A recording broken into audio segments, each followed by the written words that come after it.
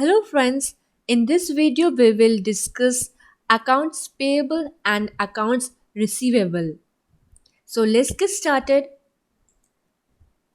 Accounts payable is also called AP in short terms. It is the value of goods and services which is procured by me. Me can be my business also, for which payment has not been made to the supplier. This is the money I owe to someone else, that is a supplier here. It is my liability. AR, which is account receivable, it is the value of goods and services is provided to a customer for which payment has not been received by me.